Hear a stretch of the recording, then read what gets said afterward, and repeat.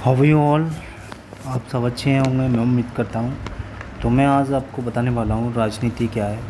तो मेरे चैनल को आप सब्सक्राइब कर सकते हैं यूपीएससी के लिए, जिसमें पॉलिटिकल साइंस राजनीति विज्ञान को आप अगर ऑप्शनल के लिए पढ़ रहे हैं तो राजनीति विज्ञान के लिए आप मेरे चैनल को सब्सक्राइब कर सकते हैं।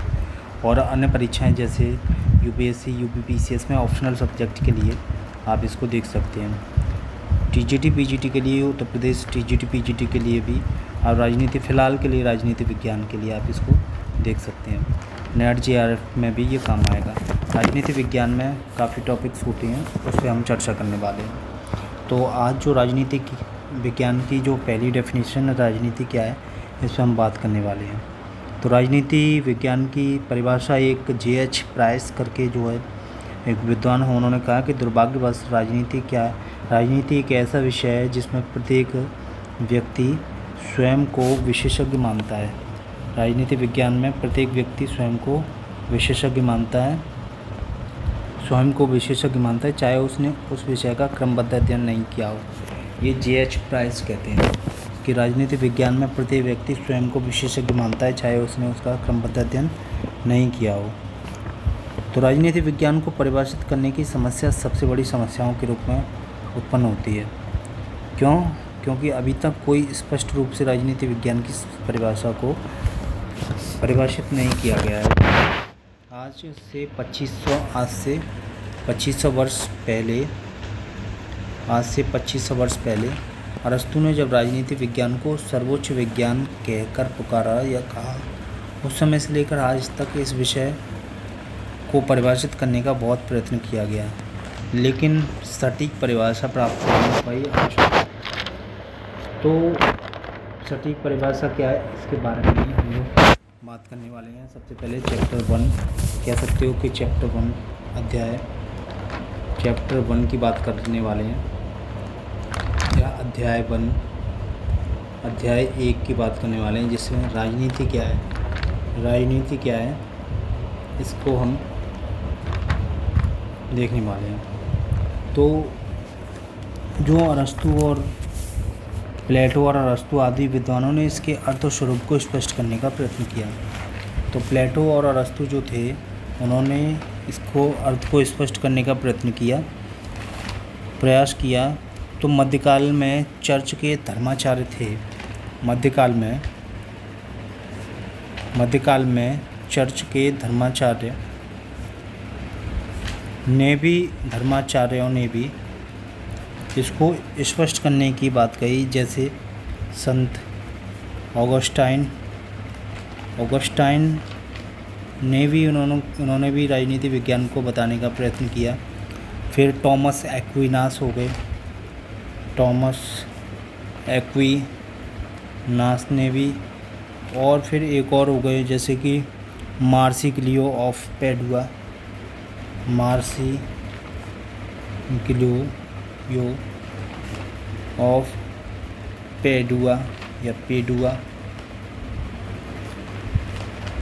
तो इन्होंने भी राजनीति विज्ञान को परिभाषित करने का प्रयत्न किया और अपने विचार दिए। ये तो मध्यकाल की बात हो गई। आधुनिक काल में भी और विशेषकर आधुनिक काल में भी राजनीति को परिभाषित करने का प्रयत्न किया गया।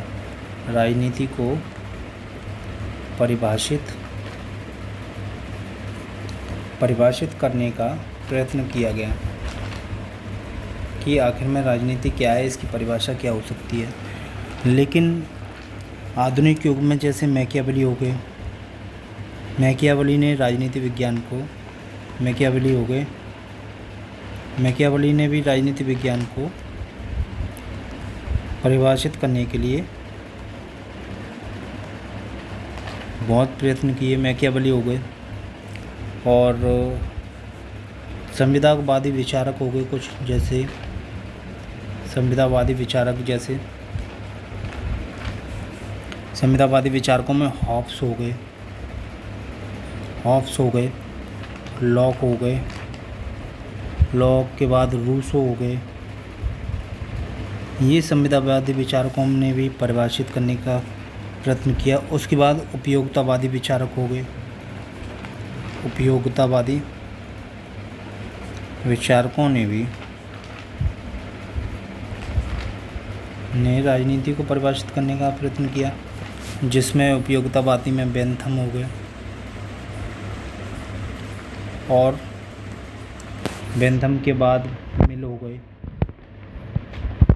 तो इन लोगों ने भी राजनीति को परिभाषित करने का प्रयत्न किया।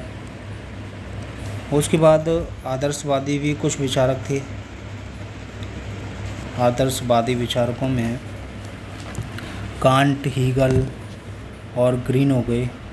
एक कांट हो गए, हीगल हो गए और ग्रीन हो गए। इन विद्वानों ने भी राजनीति को परिभाषित करने का प्रयत्न किया। उसके बाद और भी विचारक, जैसे बहुत इम्पोर्टेंट विचारक जैसे वर्ग संघर्ष के प्रणेता हो गए। वर्ग संघर्ष के प्रणेता और वैज्ञानिक समाजवाद के जनक के रूप में भी जाने जाते हैं कार्ल मार्क्स।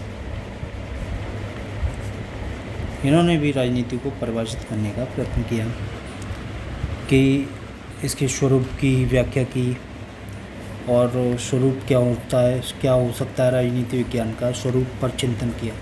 ये सारे विद्वानों ने राजनीति के स्वरूप पर चिंतन किया लगातार, परंतु राजनीति का वास्तविक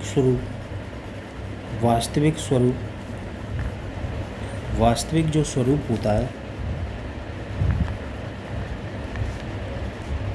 वो अभी तक प्राप्त नहीं किया जा सका कि राजनीति विज्ञान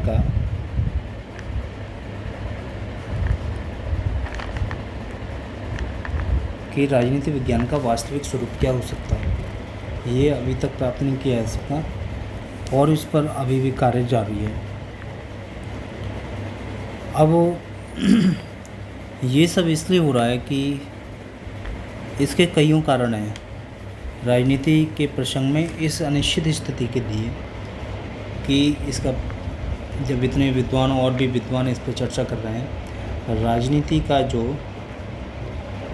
विज्ञान का जो अनिश्चित स्वरूप है, उस अनिश्चित स्वरूप की कुछ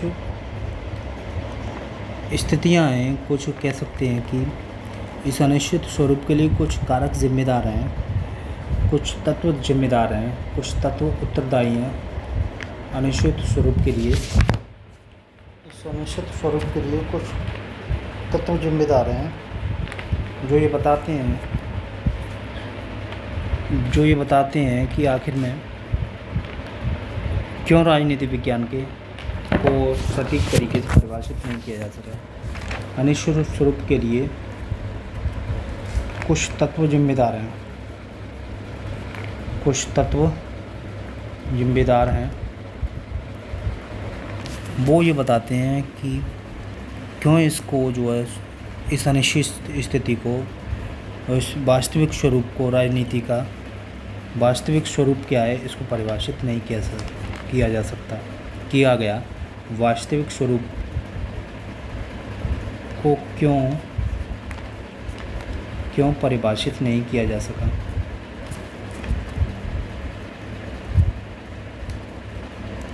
तो तत्व क्या हैं, सबसे पहली बात ये देखते हैं।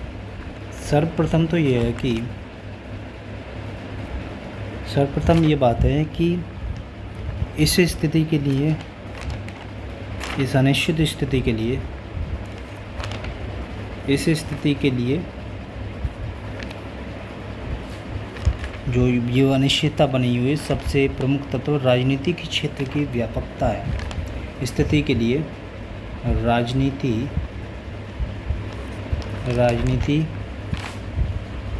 जो विज्ञान है, राजनीति के क्षेत्र की अत्यधिक व्यापकता है। राजनीति के क्षेत्र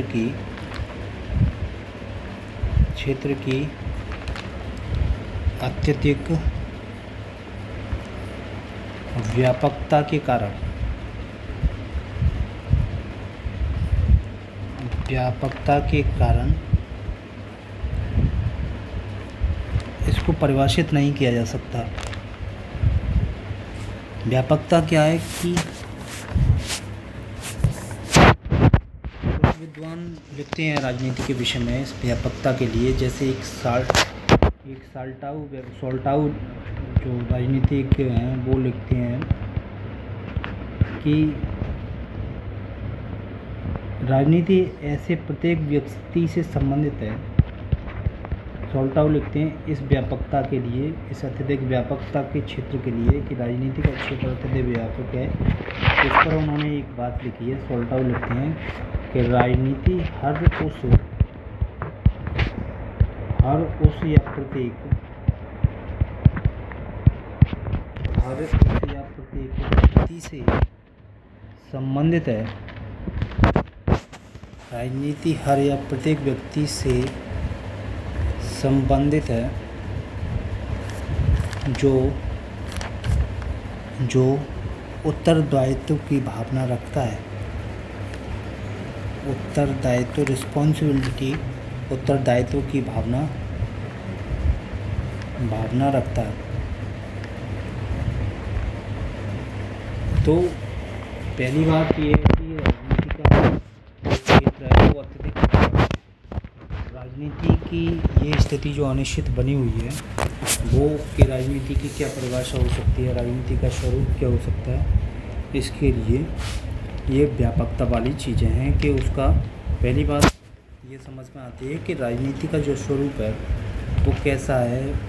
उस स्थिति पे जो अनिश्चितता बनी हुई है, उस अनिश्चितता का पहला कारण है कि उसके क्षेत्र को अत्यधिक व्यापक किया गया, क्षेत्र इसका अत्यधिक व्यापक है।